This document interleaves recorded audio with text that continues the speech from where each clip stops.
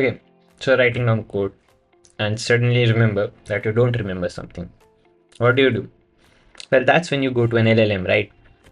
LLMs, you should use it to learn something, not to make it write code. So how do you go to an LLM? Well, obviously, you could open your browser, go to a ChatGPT like website, and ask your query. And this is absolutely fine.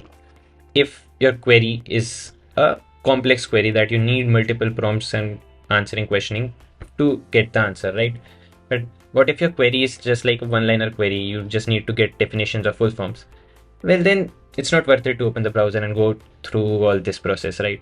The better way would be what I'm showing you right now. Yeah. So this is a very cool way I found, and I like it. It's really cool, and if you do it in front of your friends, I'm sure they're gonna get impressed. So how you do it? Well, there's a service named chat.at. So what you do it is you directly do a curl search at that website or service, whatever, and it gives you the answer. That's simple as that.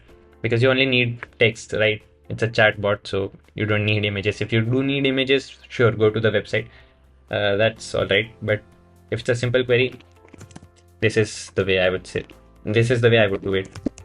The problem with directly doing a curl is that you have to URL encode your query, which is not very intuitive, whatever. So that's not practical. What I have done to solve this is make a function. I have added this function to my ZSHRC. So yeah, it basically uses JQ to URI encode the array, URI encode the query. So it replaces the spaces with the URL format. So that's %20 whatever. So now I can directly do this, the function name, call the function, ask what is my query, and it would, well, yeah, simple. See, so this is really cool. I like it. Yeah, so you could also do an SSH to this service, and it works that way as well.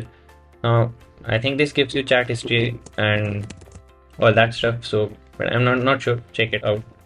But this is also really cool. Is the chatbot? Okay, what is a chatbot? So see, fine. I think it's good for getting quick answers about easy questions. Maybe you forgot a definition or some concept you want to quickly revise. This is the way. Thanks for watching. Yeah, if you like the video, consider liking it and subscribing. This is my first video, so it's only gonna get better. At least I hope it's gonna get better.